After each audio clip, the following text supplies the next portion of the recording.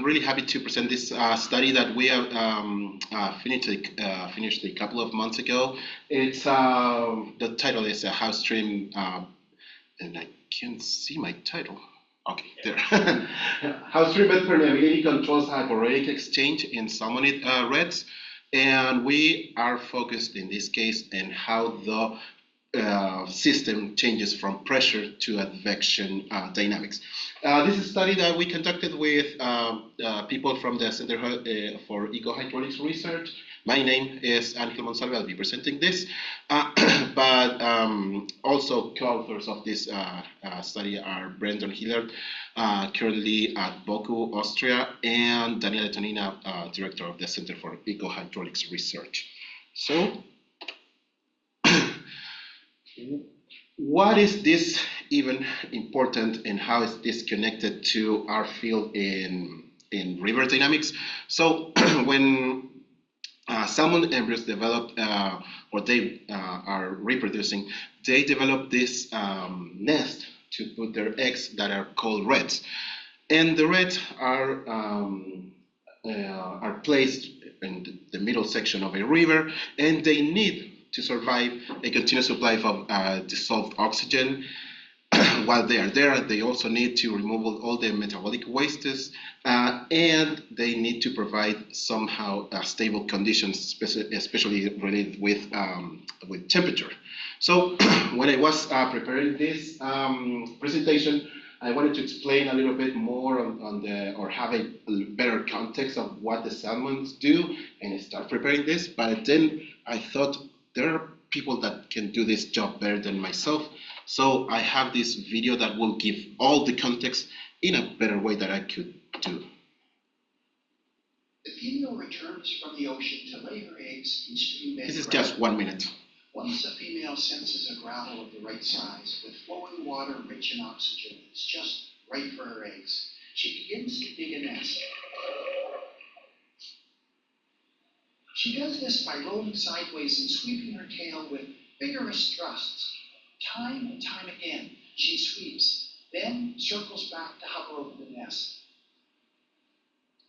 Meanwhile, males fight to be beside the female, hoping to fertilize her eggs. And the fighting and butting between males is rough and hard-hitting.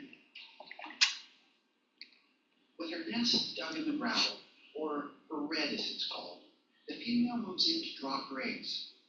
Sensing that this is the moment, several males follow her in and spray clouds of their sperm or milk that fertilize her eggs. This all happens so quickly, we really need to see it in slow motion, to see the female release her pink eggs and the males let go their milky cloud of sperm on her eggs. The female then continues on to dig another nest in the upstream direction, spreading gravel across the just laid eggs. All in all, a female chum salmon will lay close to 3,000 eggs. Many of the eggs are now out of sight and buried within the stream bed, sitting in the spaces between the gravel. Yeah, so I thought that would give you a context of what I'm explaining in a better way, more. So keep in mind the gravel where these eggs are placed, the work that the female does in preparing these reds, and with that context, I'll continue my presentation.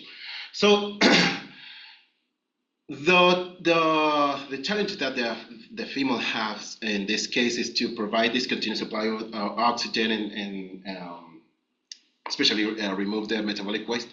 But this is buried under the bed of the river. So the solution or the process that she takes advantage of, it's the hyporheic flow. I'm going to explain that in the next slide.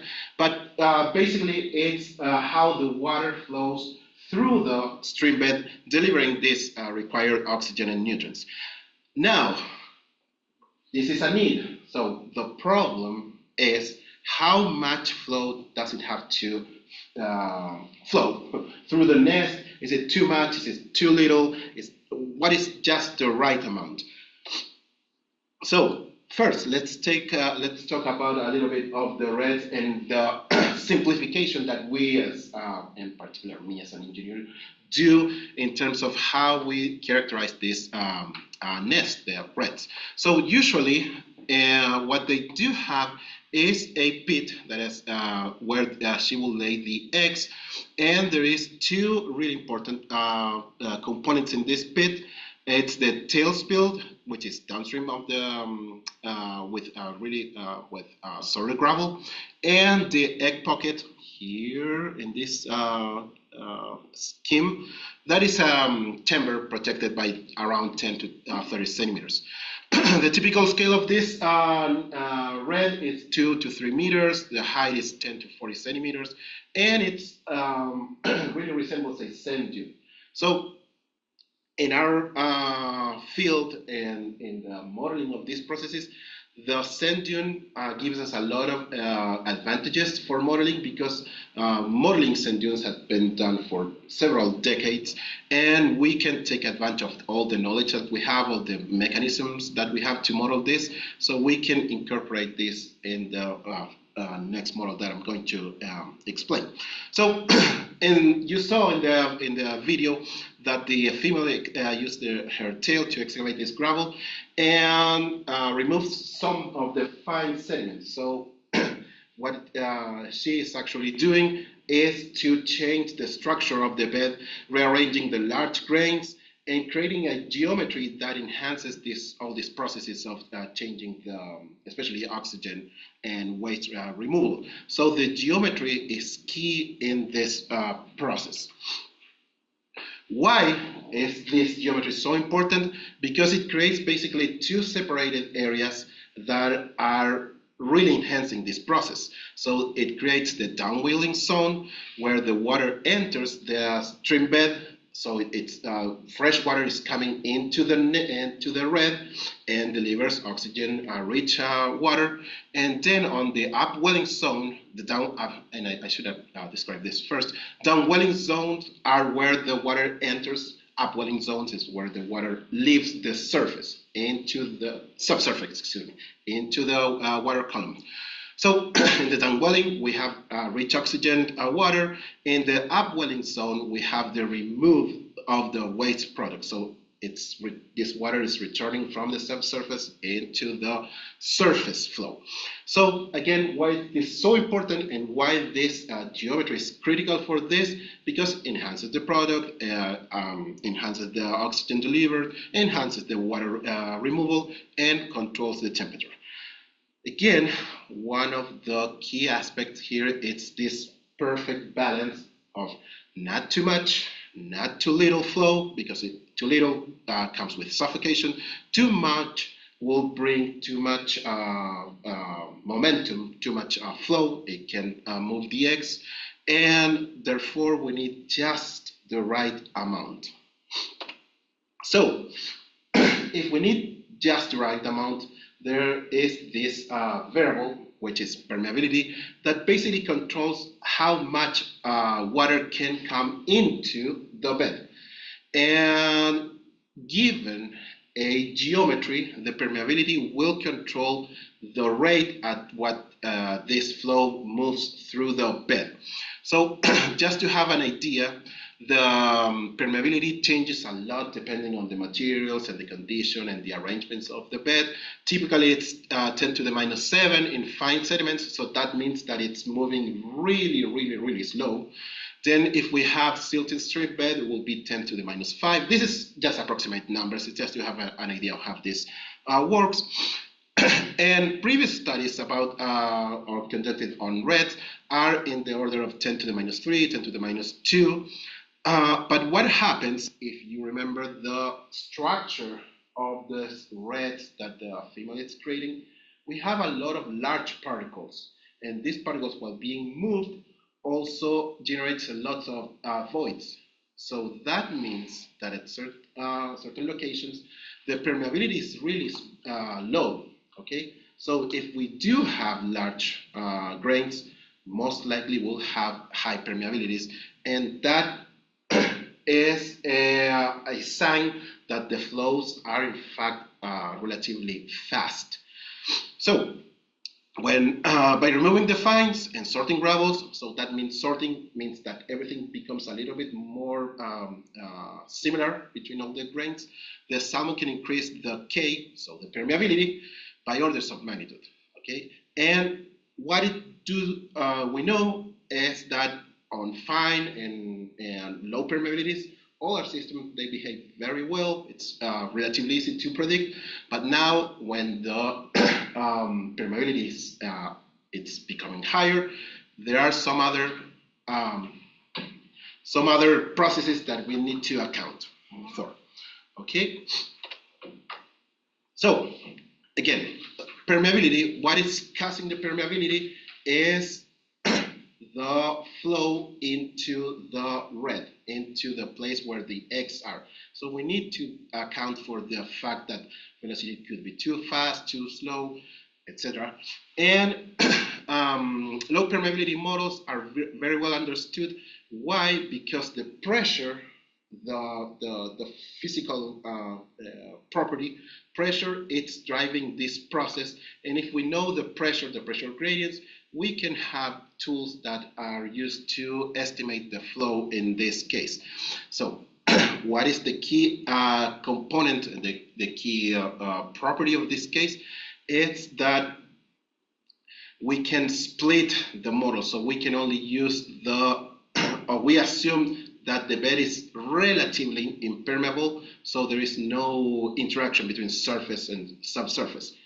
That is a bad assumption because we need to account for the fact that this water is flowing into and out of the bed.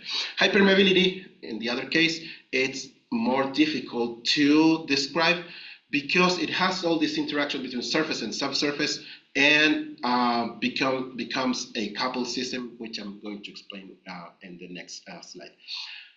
Now, do we have any other uses for this? Yes, this is really important not only for the configuration of the reds or for providing a description of the flow through the nest.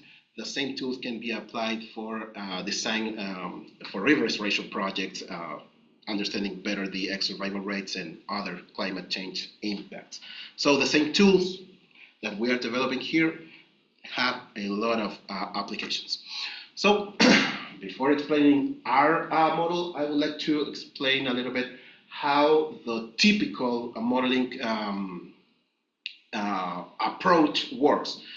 So until recently, and actually it's still being used, this is a good approach for low permeabilities. Okay, so in low permeabilities, when we know that the permeability is low, so therefore low velocities in the stream bed, we can decouple the surface flow, so the water that we have when we see in the river, we can decouple that from the flow that goes underneath on the subsurface. What does it mean decouple? That we can model the surface flow, and there are plenty of models for modeling surface flow, 2-dimensional, 3-dimensional, all the complexities that we want. And then we take this model and get the pressure distribution. So basically you can think this about like in terms of forces being applied into the bed, and use that pressure distribution in a new model, in another model, and get the properties of the flow through the subsurface. Okay, so this system is decoupled because they are not interacting with each other.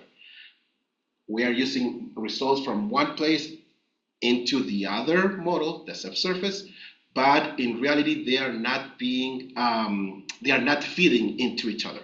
That is true, and it's a valid assumption when the permeabilities are low. Now, if we think in the critical assumption of decoupling this system, we are assuming basically when we do the surface model that we have no, and this is the key part, we have no flow coming into the bed because it is decoupled. We need to, there is this thing called the boundary conditions, and in the bed, usually the boundary conditions are zero fluxes. And so we do have the pressure, and now we are saying that, okay, so yes, we have no flux, but we can estimate a flux. So that again works well. It's been studied for decades. At this point, still being used. It gives good results when the permeability is low. So, but in our case, seeing this large gravel and seeing that this permeability effects in high permeabilities must have a feedback between surface and subsurface, we decided that we need a model that it's coupled, fully coupled, so all the way it's calculating the surface and subsurface. Okay, so a typical and really classical study now, it's the one by Tonina and Buffington in 2009. They did this decoupled model, so they have a water surface elevation, velocity fields, pressure fields, and then they feed that information into a subsurface model, excuse me, where they were able to map and track all the different flow lines, flow path, and have a really good understanding of how the system works, what's the dynamic within the river. And again, they use this decouple. It's not a problem when the velocities are low. Excuse me 1 second.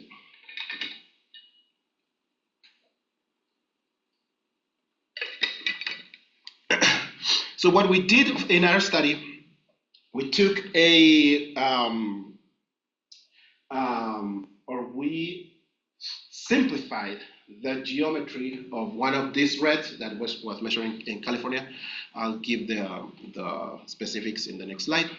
And we took it to the lab. So in the Boise campus, we have this laboratory that we call the Advanced Imaging Laboratory, or the Aquatic Imaging Laboratory, where we have this really cool setup and really state-of-the-art measuring devices, where we can measure the velocity in both the surface and the subsurface.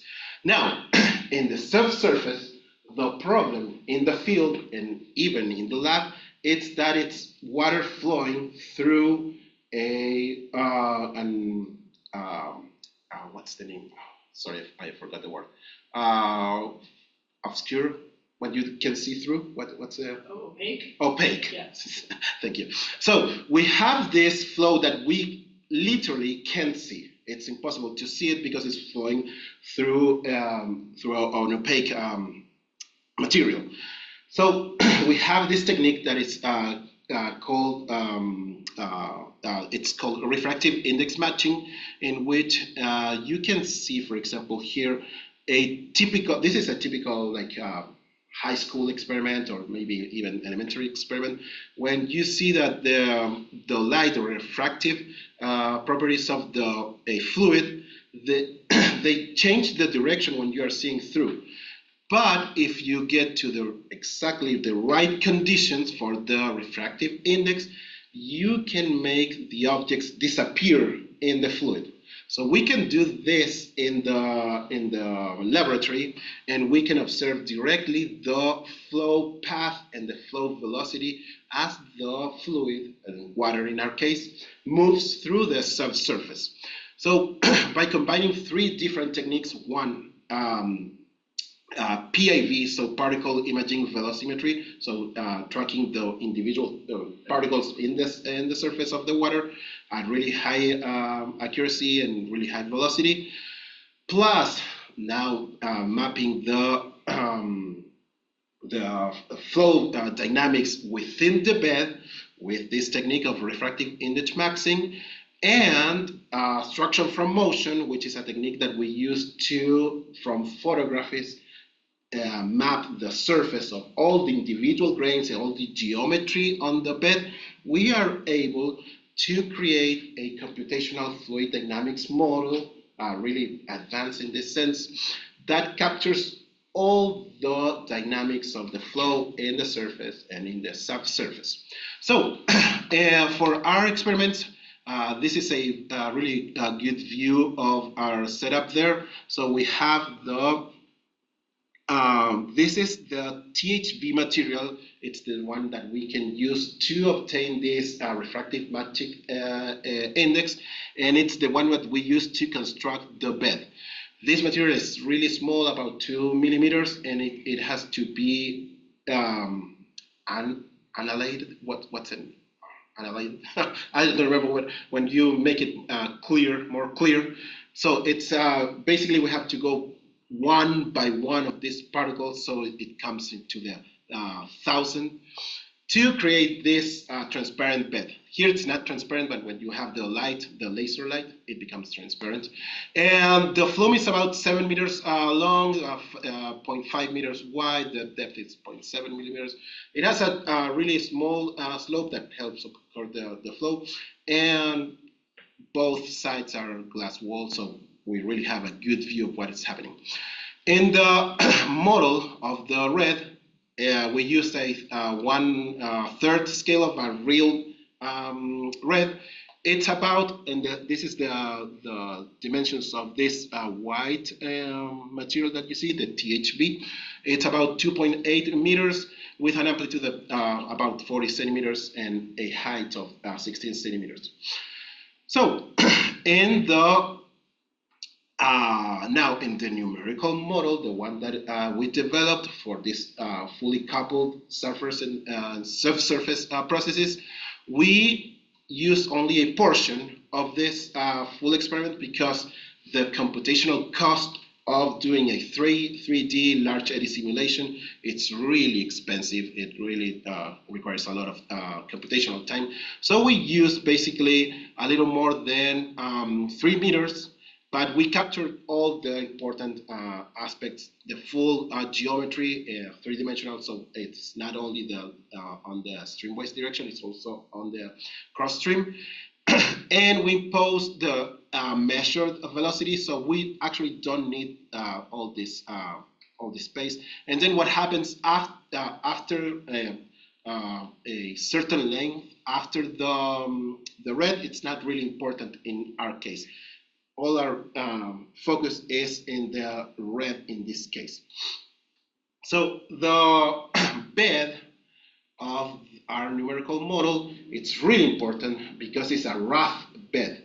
And by being rough, I mean that every single particle there, it has an effect on the flow. And that is one characteristic that we wanted to include here. So you can see, this is the actual bed that we used in our model. And you can see all the little spikes. Those are actually those grains of THB that I was mentioning. And those are directly included in the model. The characteristics of the experiments, both of them have a similar depth, so about 10 centimeters depth. But one, we conducted these two experiments. One is called the fast flow, which was about 20 meters per second, 0.2 meters per second, and a slow flow that was about 10 centimeters per second. So we have basically the same depth, but the effect that we wanted to observe here, besides permeability, was the effect of the velocity in the model. So let me see if the model consists of it's one, so this is the important thing. This is one model, just one, that includes the surface flow and the subsurface flow. And furthermore, it actually includes the air flow on top of the water surface. So it is solving by for the air flow, the water flow, and the subsurface flow. And this is an image of the grid. So this image is actually gray, but it's so fine that all the lines that are defining the grid becomes blue. But here you can see a longitudinal plane, and you can see how the model is capturing all these grains.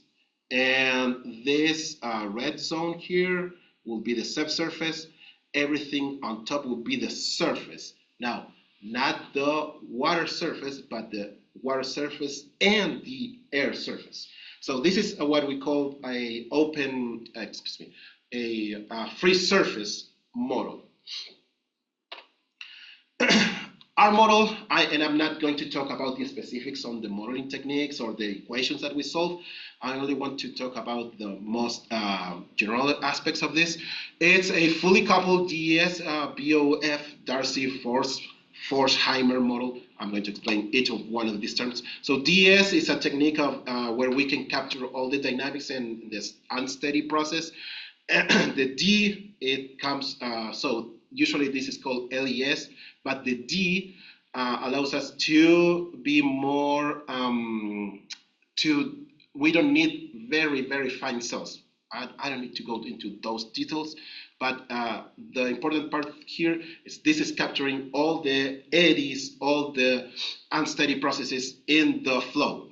Volume of fluid is a technique in which we can simulate the interaction between different fluids, so in this case air and the water. So it will be in this image, everything that it's not shown, because we don't care about the air flow in this case. Darcy Force-Heimer, it's the technique in which we can add this subsurface flow. So we are adding and we are making some of the model domain more difficult to move. So that is the subsurface flow, and it's being characterized by the permeability. And it's fully dynamic coupling, so everything changes in time and space, and it's very challenging computationally. So I want to show you just a little a snapshot of how the model works. So yeah, I'm going to play it again to show you some of the properties. So this is what it's really interesting about this type of modeling. You can see here, so the flow is going in this direction. You'll see here on the downstream part of the red, this will be the red, how all the eddies are formed, and this is feeding the model into these flow lines. These flow lines are the actual flow lines that are through the red and are a result of this modeling technique. So take a look, especially here where the flow comes even in the downstream direction, it's as eddies, and this yellow zone here, it's where the fastest velocities are. Sorry again. There. So this is the most interesting part. So yeah, this is just 5 seconds in animation. This we did this for minutes, and what is interesting here is it's to see how they feed into each other. So now we have this really fancy model, but having a fancy model is not really difficult. What is difficult is actually to have a model that works well and it gives us good predictions of the observed flow, so we can take that and expand our knowledge. So with PAV, so particle imaging velocimetry, we are able to obtain really good details of the velocity. We measured the velocities field on the right on this place, right there, because that is the most challenging place to capture in both in the experiment and also in a CFD model. And we also measure the water surface elevation. The water surface elevation, it's somehow flat, so it's not so difficult to predict, but still has a little bumps. There are on the order of 5 millimeters, which our model was able to capture without any problems. So one validation, if we have the right discharge being applied, plus a good definition of the water surface elevation, that means that in average and time average, our velocities are correct. Now, locally, it's another story. So in these images, these 4 here are for the fast flow case, and these images here are for the slow case. The top panels are the measured velocities in the streamwise direction, so along the channel, and this is the vertical direction, so up and down. Same here for this case. So observed, and these are the simulated. Okay, these are the results of time average velocities in our CFD model. And you can see, so what you need to focus here is comparing like this one to this one, and so on. So here I'm going to just focus on this one. You can see that near the bed we have this blue, dark blue color, same as the here, and we have mostly everything where it should be. So that gives us confidence that we are actually capturing the dynamics of the flow in a very good way.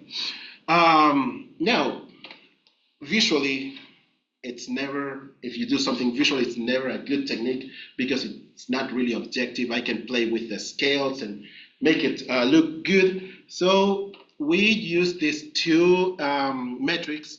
Usually in CFD, what we do is just to compare velocity profiles and see how they match. So we were so confident in our case that we used these more advanced metrics, which are called the weighted relevance index, which will measure how the flow direction is being good or bad, comparing the observed one to the predicted one. So this index goes from 0 when it's perfect to 1 when it's absolutely wrong, where nothing matches, and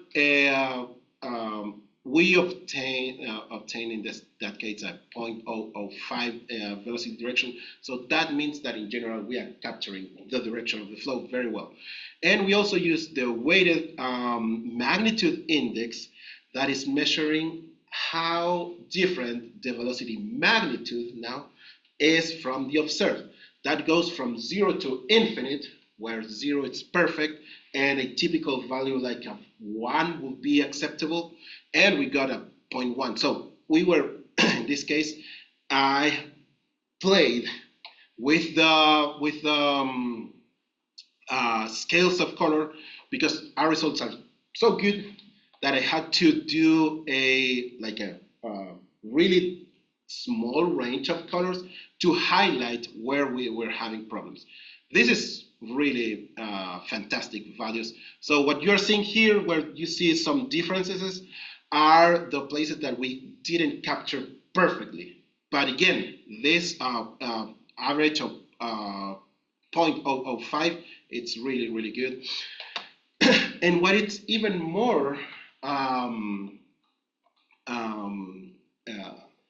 a good result in our case, it's that at the same time, while we capture the surface flow, we capture the dynamics of the subsurface flow. So this is the case for the observed flow lines with its velocity, and for the fast flow and slow flow. So here the points that are changing colors are the observed flow lines. This is the shape that it was measured, and the ones here that they don't change that much of color are the ones that we obtain with our model. So when we do this type of comparisons, we're looking for two things. One is that we can match the velocity at every location, and that we can match the shape or the flow path in terms of how it's changing. So you can see that we did a very good job in the way that describes the flow path, but the local velocity is not so accurate. Now, if we see the scales of these processes, in average, we have a really good agreement because they change a lot, and ours, it's almost constant. In average, we got a really good target, but locally, not so much. Now, again, this is really, really fine. We are talking about maximum 5 millimeters per second, so that is nothing. And we are almost right there. This is compared to any other study, this is super accurate. And I'm going to talk about why we are saying this in a couple of minutes. So how do the flow, I showed you before how the flow on the surface looks like. Now I'm going to show you how the flow on the subsurface looks like. We have this as a reference. These are the observed flow path, this orange. We have 3, but I didn't want to put more so you can see it better. And I added, so the other ones, the blue, are the ones from our model. The subsurface is colored by velocity magnitude. And I added this little dots so you can track the visually how they actually move. So you can see that all of them are moving through paths that are really similar to the ones observed. This animation, I'm going to do it again. It's about 240 seconds. It is compressed in like 4 seconds. Otherwise, we'll see nothing here. Well, it'll be super slow. So, yeah. So we are capturing this surface and subsurface processes. Now that we trust our model, that we know that we are doing a good job in the fast flow and the slow flow cases, we can expand this and study what happens in high permeabilities. Our experiment was right there in the condition that we can assume that it's low permeabilities or high permeabilities.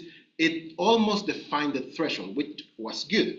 It's not the threshold, but it's almost there.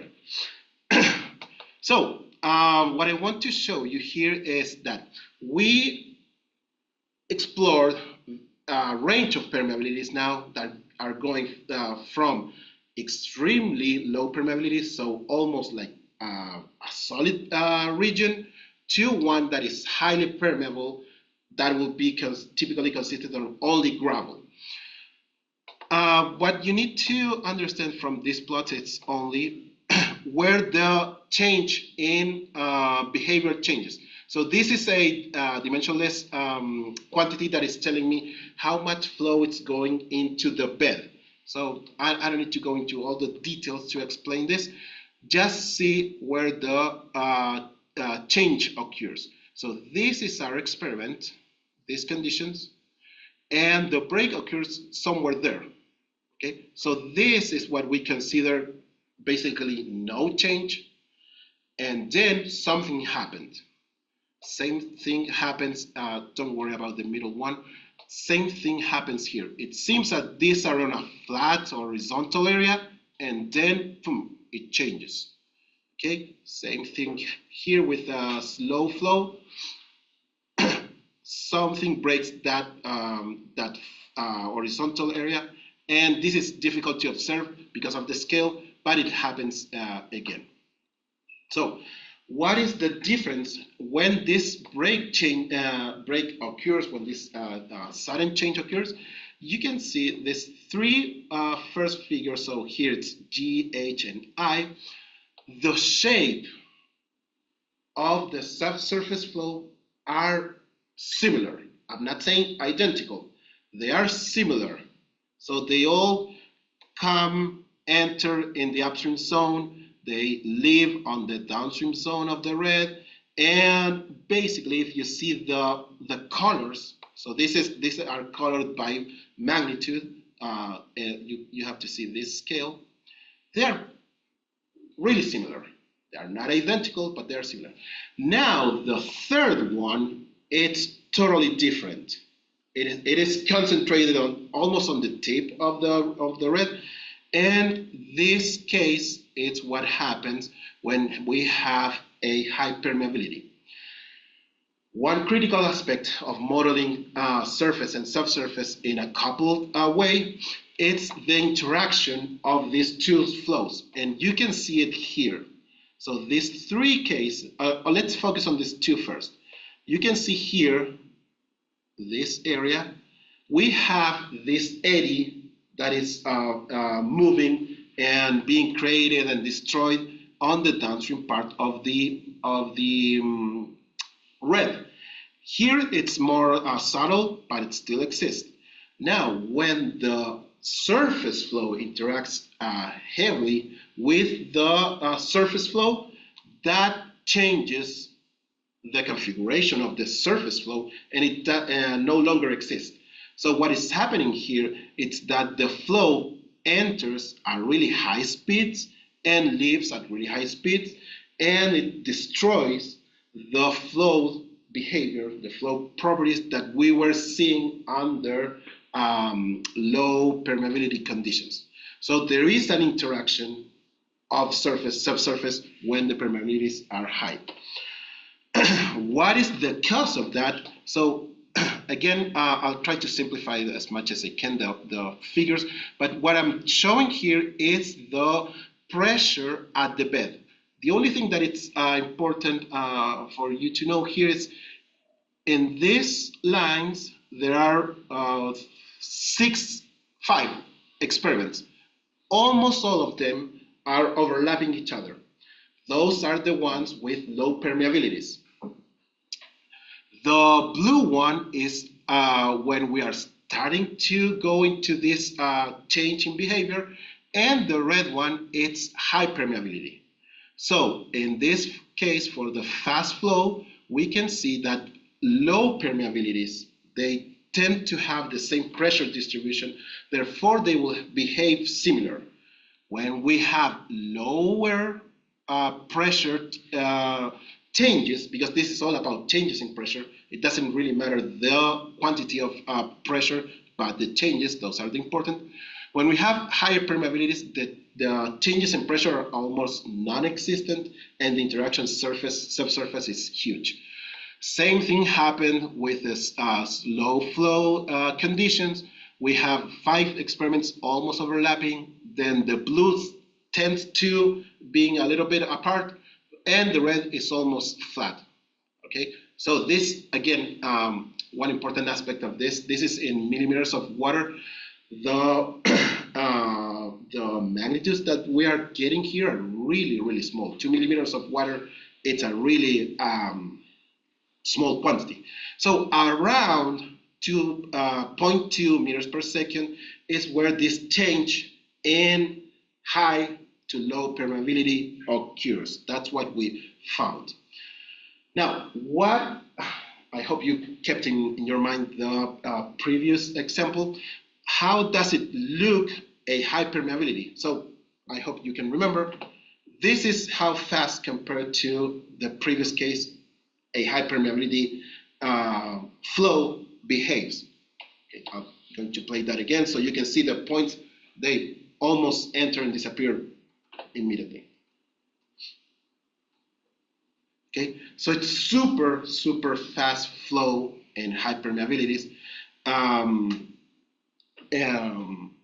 compared to the previous case, the one that we had in our experiments. Let me see. Okay, so what's happening here? We need to consider the interaction between the surface and surface flow when the permeability is higher than this threshold that we found about 2.2 meters per second. If it's smaller than that, we can use the previous techniques, no problem. They can be decoupled, no problem whatsoever. But if it's larger than that and they are interacting and feeding as a feeding mechanism, we can't. Okay.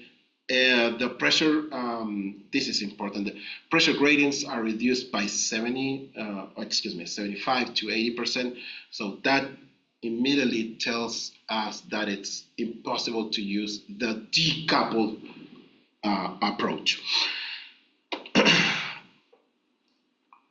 So if it's less, and this is the message that I want to give and insist, if it's less than 0.2, the flow is proportional to the permeability and the pressure gradients remain constant. That is this set of experiments, 5 experiments that are overlapping there. And this is the case in these 3 images where the flow, it's not identical again, but it's similar. So what does it mean? That we can scale all these experiments. We need one experiment with low permeability, and we should be able to scale to any other condition at low permeabilities because the pressure gradients, they don't change. So yes, the velocity will change with permeability, but it can be scaled up, scaled down just by knowing the permeability. That is not true on the other cases. I can take the conditions of low permeability and try to obtain the conditions for high permeability. That is not possible. Now, and just to finish, so our model changes in space and time. There are two properties that are really important also in the dynamics of the flow. All the results that I've been showing you are for this condition where we are taking the time average flow velocity, okay, and saying that this is a good, accurate in measuring everything, and it is. We also we're making a comparison with the unsteady process. But this is, in the top image, is how it looks like when the time is changing. So we see all these different eddies forming and this being destroyed, zones of high velocity being formed and destroyed, all these really interesting wave patterns close to the surface, and those are really important factors. Now, if we consider this as a process that changes in time, I hope also you can remember, we had these lines that are, in our case, were basically one color. So those are plotted here. This is the velocity across one of these flow path. So when we consider the time average, this is what we were getting. So basically, steady process in which locally it was not changing. The red colors are the observed ones, so those are the ones we measured, and the blue ones, now it's when we are accounting for the variation in time. So given a permeability, we are able to track the velocity locally, and why it changes in time? Because all these eddies are creating high, low pressure all the time. So that is being included in the subsurface flow. It is smooth because it goes through this permeable zone, but still it's changing over time. And we observe that change in time too. So why we didn't capture all that variability in the previous plot? It's because we were not accounting by the changes in the dynamics of the surface flow. So an important factor to consider, it is that one.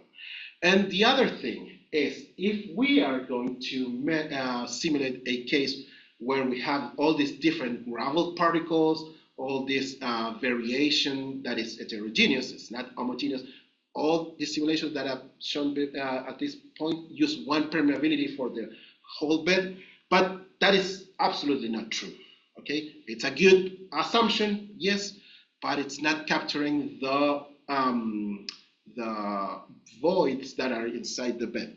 So we did this other experiment where we randomly assign different permeabilities. So these colors that you'll see are different permeabilities in this case.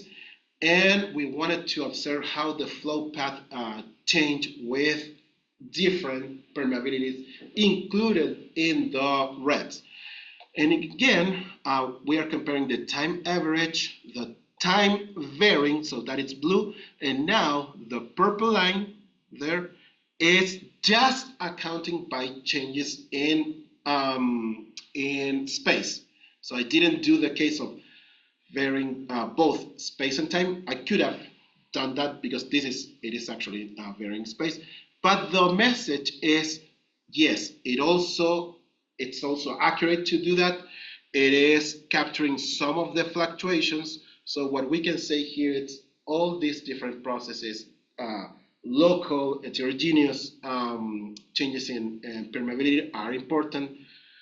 The fluctuations of the surface flow conditions are important, and having a good description of the different geometries are important. Okay, so that's what I wanted to present you today. It is a really fascinating type of modeling, and I think on top of all these really interesting results, it gives us a tool that we can use in so many different topics, approaches, that definitely will be something that we will keep doing. Thank you. All right. So, well, time for questions. Do we have We've time? got about 6 minutes, and usually what we try to do is maybe invite the questions from the Boise classroom or Pocatello, because they have a harder time just sort of jumping in. And then also check the Zoom chat, because a lot of times the questions. Okay, so people in Boise or Pocatello, if you have any questions, please. Or of course, Do I have to do something else here? I should no, hear from them. Should be a way to, maybe stop the share. Stop the share. Yeah. There we go. Let's see. I'll jump in while people are thinking about questions. The quick one that I had was, what about the effects, the edge effects in the flume? The edge? Yeah, is there? This is no. This is it doesn't contain the entrance is the inlet has all these straighteners. So it's at the entrance is mostly uniform. It's not perfectly uniform, but we don't care about that because we start our CFD model about 2 meters downstream that, and we measure that. So we are including our model the measured upstream velocity as a boundary condition. Yeah, I was thinking about the edges of the flume. That is included. So there is this condition that is called a no-slip condition. Mm-hmm. So that it is included. It's directly included in the model. Yeah. Do I have any questions? Oh, here I have one. In relation to the disturbance event and pulses of suspended solids, could you simulate changes in red permeability? Thanks, David. That is super difficult to do because in this, so short answer, yes, it can be done. Long answer is you need an additional equation that will take account for the suspended sediment going into the bed and solving that at every time. So that is, it can be done. And it will basically work in the way that we model the water surface elevation because it's just a scalar condition. But when it's going into the bed and changing this in time, it becomes extremely demanding. So again, short, yes, it can be done. I most likely wouldn't do it because it's really, really difficult, but it can be done. I hope that answers. If there's time, can you comment on the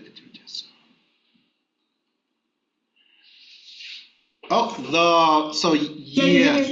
Yes. Can you hear me in Boise?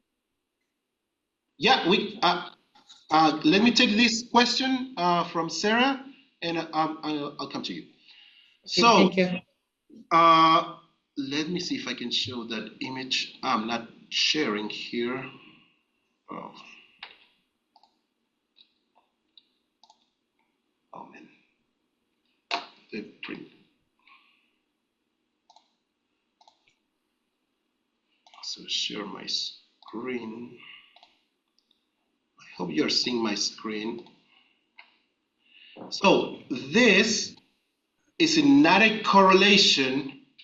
What I did here is I knew that my 0.17, if I remember well, permeability is the one that works well for our study.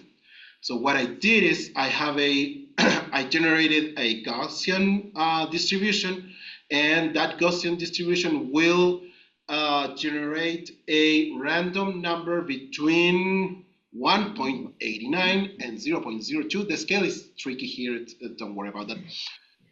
And it will be basically just a normal shaped distribution, and will randomly assign at different locations with an average of 0.17, which is R value. So yeah, it's not an actual. We don't know if it's actually normal distributed.